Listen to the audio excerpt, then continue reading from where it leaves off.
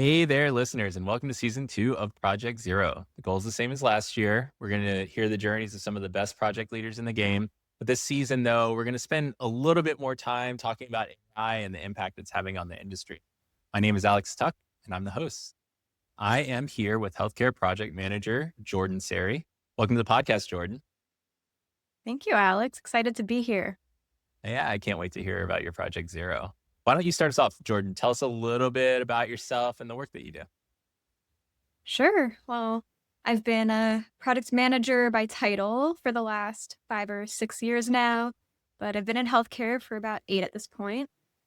And if you told me that I'd be a product manager working as a 1099 contractor with clients like health tech startups when I was in college, I would never have believed you, but I didn't know then what I know now. So that's how it goes.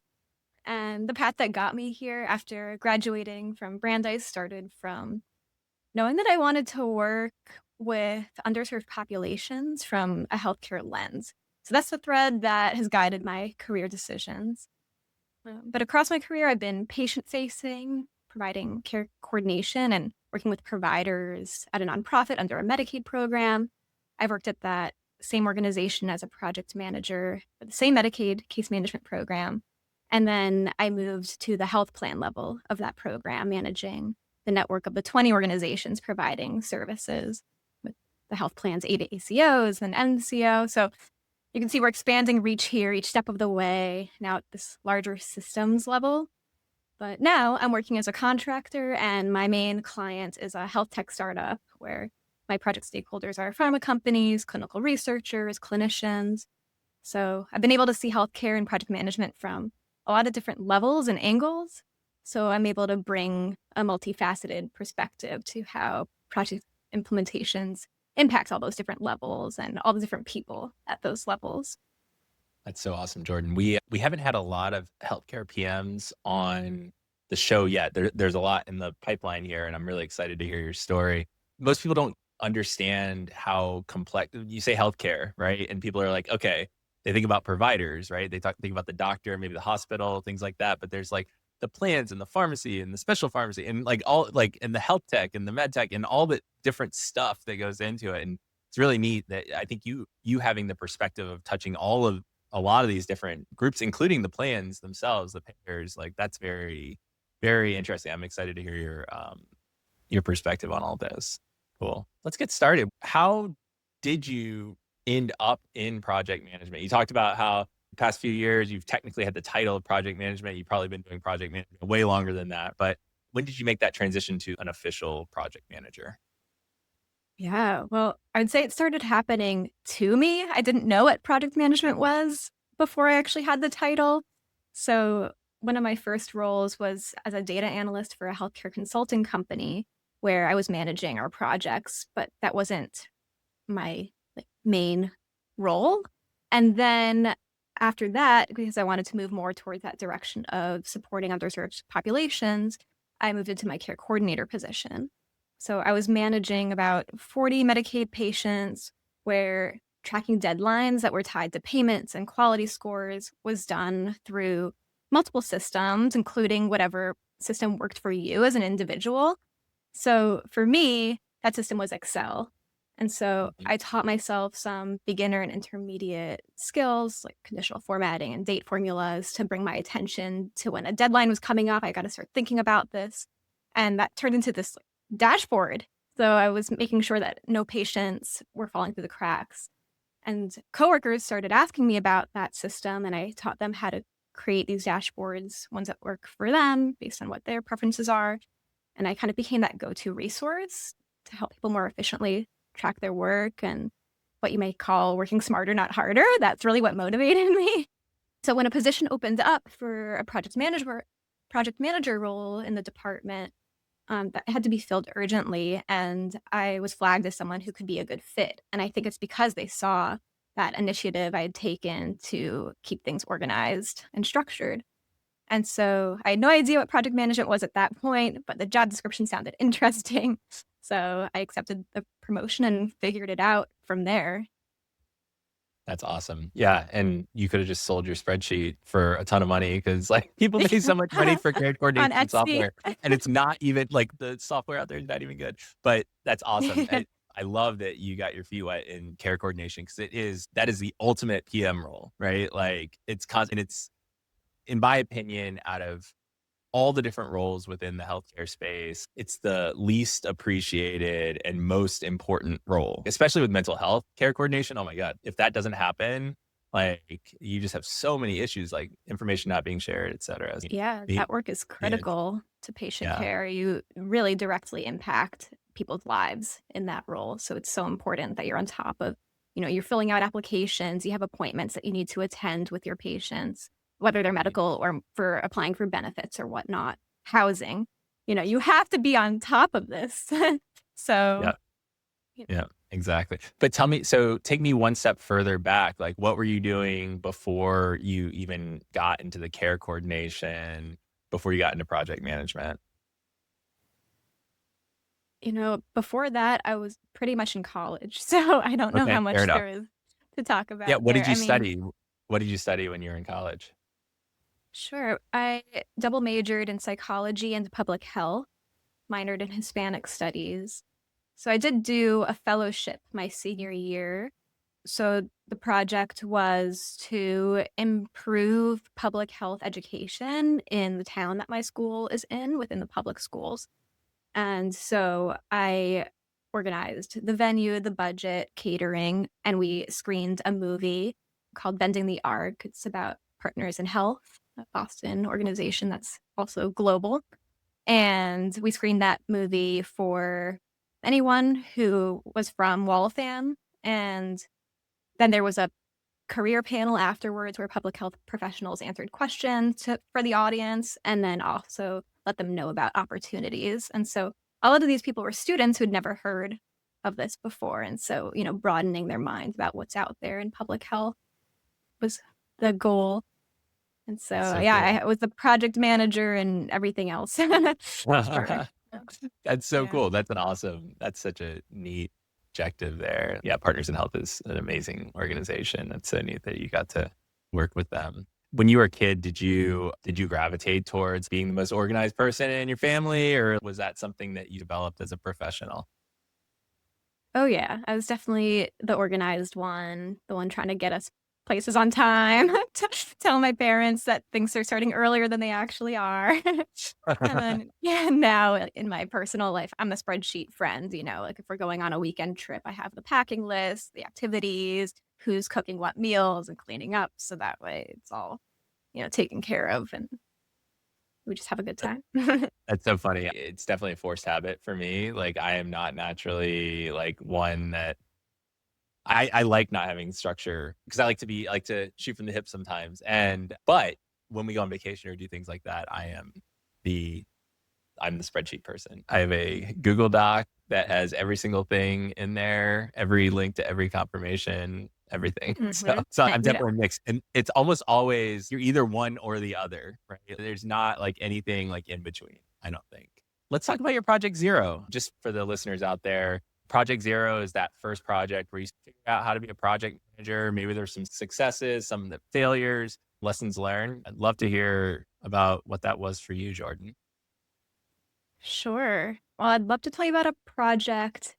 Let's start maybe with one that went well and one that didn't go so well. Okay. So I'll tell you about a project I initiated and led where we transitioned from a manual claims documentation process to a more automated one. And so the goal was to plan and implement this transition. And the way we did that was tying paperwork that had to be completed to the claim that was going to be submitted to Medicaid. And that way, that claim would be auto generated because the paperwork was uploaded. And so this eliminated 3,500 manually written claims annually to zero. And my job was to coordinate between our third party software vendor and then the non technical staff in the department.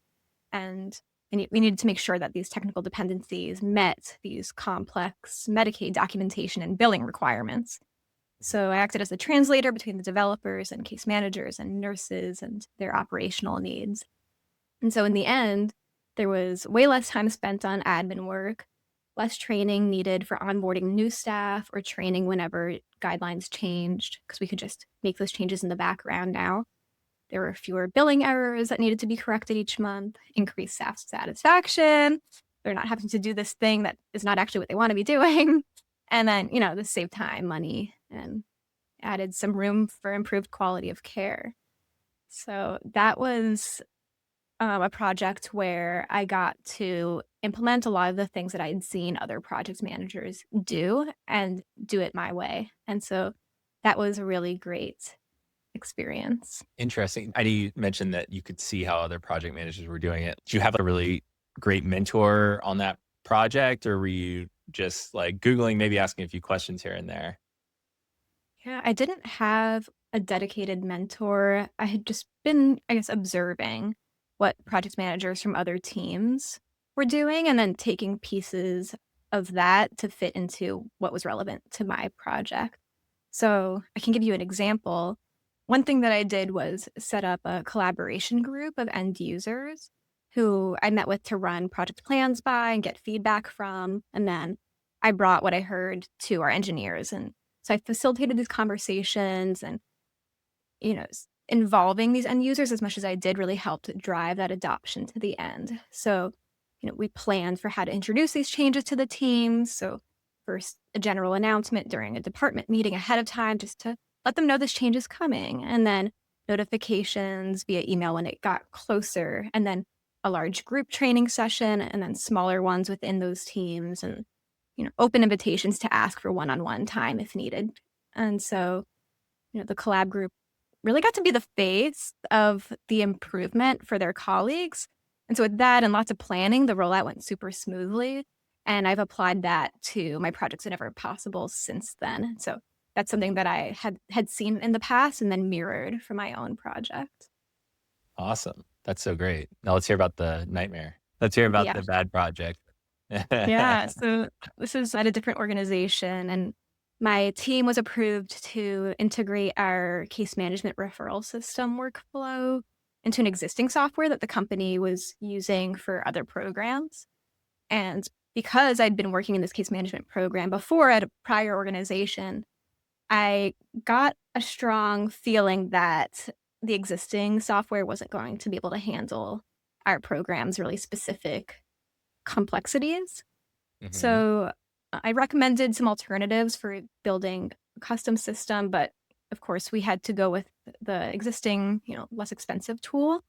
And so during discovery, when my team and I were asking the technical team if they'd be able to implement specific features without overcomplicating workflows, we were told yes again and again. And it seemed like maybe okay, maybe our needs can be met. That'd be great. I'd rather be wrong.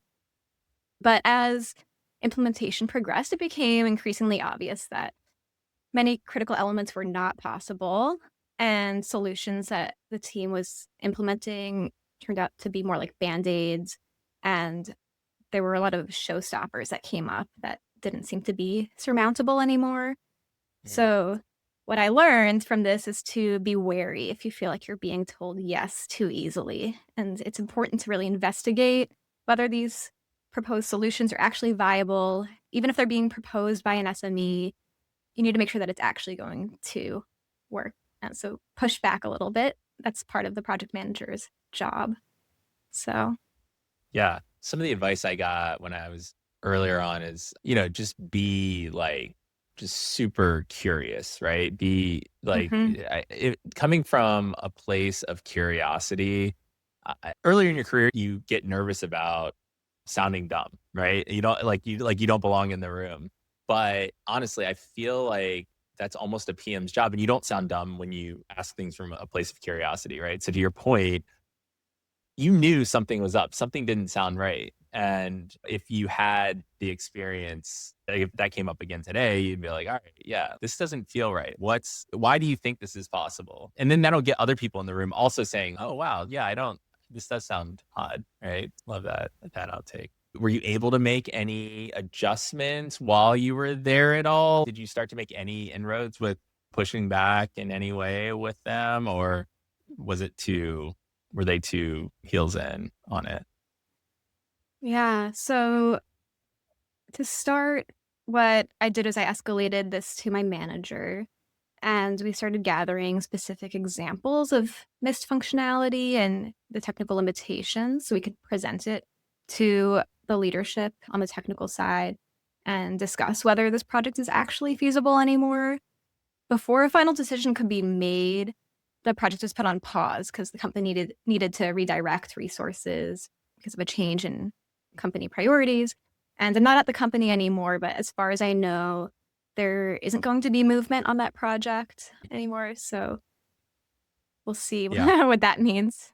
Yeah. Yeah, honestly, like project failure, ideally, like projects not starting that are gonna fail, or that's the best time to fail in a project is like right at the beginning. I don't even call it a failure. I just call it a good decision. But even halfway through, sometimes you do have to just throw things away if they aren't feasible. You want to learn that early in the process, right? And that's a lesson that you learn there, but it's not always Right. possible. Cost fallacy. That's right. That's right. Don't we all believe in that? Cool. Let's talk a little bit about the advice that you've gathered over the past decade or so. What do you think the number one skill is that project managers need and why? Hmm. Well, I'll bring it back to embracing that non-expert status that we were talking about. You don't need a computer science degree to manage developers. You just need to be a great listener and a relentless question asker. Stay curious. So that is one piece of advice. And then for someone maybe earlier on in their careers, especially, I'd say within reason, don't wait for permission. So if you see that a process is broken, look for a tool to either fix it yourself or propose a project to have it get fixed. Because showing some initiative in that way is a good way to earn a seat at the table and get noticed in your company. And maybe you'll have a vacancy in the department or company one day, and someone will think of you because of I that. love that advice. It's so good. Yeah, I always say I like whether it's an entrepreneur that talks about how do you grow your company to something that, you're proud of and you're targeting, or whether it's someone earlier in their career, doesn't have to be a project manager, it can just be anyone, right? Like you always want to it's like you're that next level up. You don't wanna act like you're in the big leagues when you're still in little league, right? Look at what that next level is and try to fill that role, even if it's not your responsibility.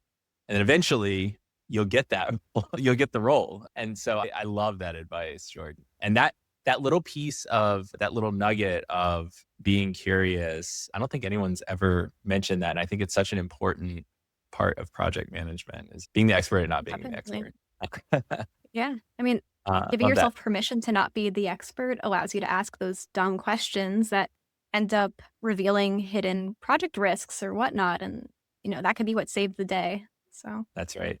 That's right. That is always what saves the day. mhm. The stuff that people weren't thinking of. Let's talk AI for a second. So Jordan, like, how do you think AI is gonna impact how project management works over the next couple of years? Sure. Well, I can tell you how it's already impacted my work now and what I think that means for the future. So I do my best to keep up with the latest in AI in relation to my work and life. So I highly recommend the Superhuman Zane newsletter and the AI Daily Brief podcast. And you don't need to read or listen to every release, but even keeping up with it a couple of times a week has kept me super informed. And so Superhuman Zane's newsletter includes an example of a helpful prompt. And whenever one feels relevant to me, I save it in a Google Doc so I can reference it later. Jeff Sue, he's a great resource for all sorts of work productivity. And his content also includes ways to store and organize helpful prompts in Notion. So some of my favorite prompts are ones that have helped me poke holes in my thinking. I wanted to tell me what are my blind spots, what risks haven't I mentioned, what motivation my customer might have that I haven't addressed. Or another one will help me translate technical documents or long articles into plain English. So it'll pull out any notable trends and point out the key takeaways so I don't have to decipher this thing that's in a language that I don't understand. And especially if I don't need to know the ins and outs of it. So really great for like publications. So this really helped me get a deeper understanding of things that I wouldn't otherwise be able to easily grasp without a lot of time. And in terms of the future, I think AI is going to be a huge part of it for project managers.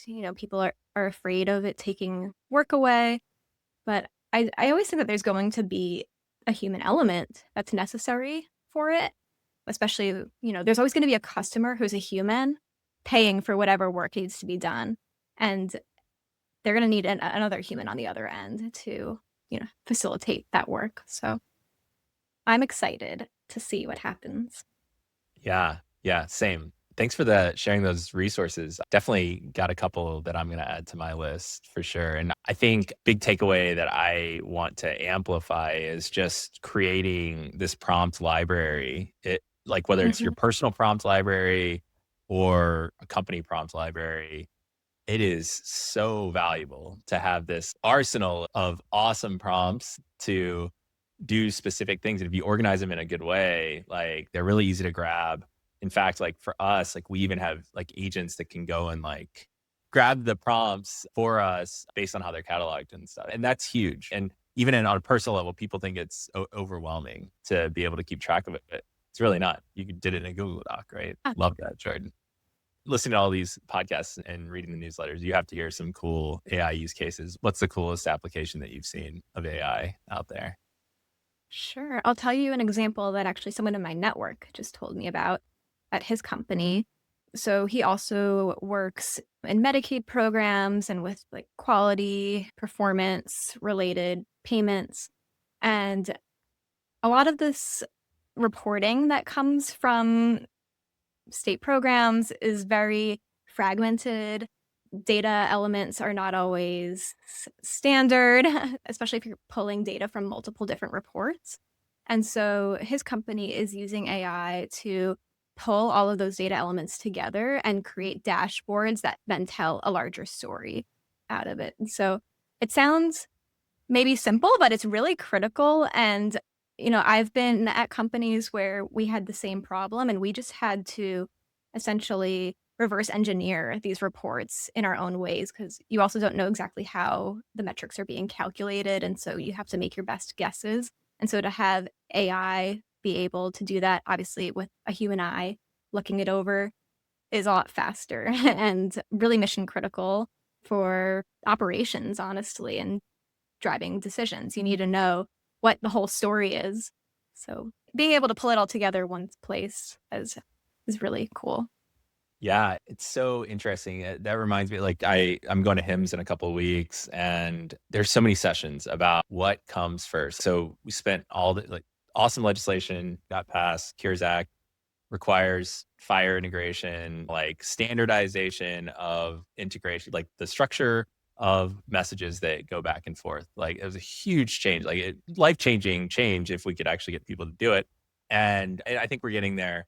But then AI comes out, right? And a couple years, like in the middle of the implementation of it, and it's like, AI is really good at taking this like structured, unstructured, whatever data, compiling it and then sending it over to another place, like what comes first, fire or the fire standards or AI? They're both great. And so there's a lot of conversations around that. So I'm very excited to hear stories like what you just described, Jordan, because it's going to really change the healthcare space for sure. Do you have any other advice for someone that is maybe early in their career as a PM, or maybe someone that's just coming straight out of college that is, let's call it PM curious, right? What would that advice be?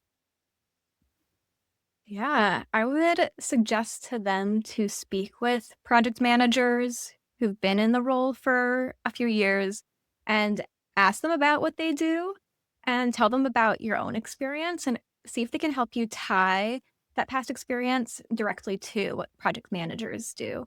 Find those transferable skills because there's probably a lot that you've done, if you've been a student that directly relates. You've managed big projects, schedules, maybe you've had leadership experience on an athletic team or whatnot.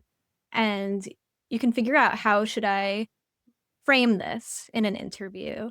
How do I market myself? Like, oh, maybe you'll get some more confidence and realize that this is much more applicable than you thought. So learn more about it and find someone who can help you connect those dots.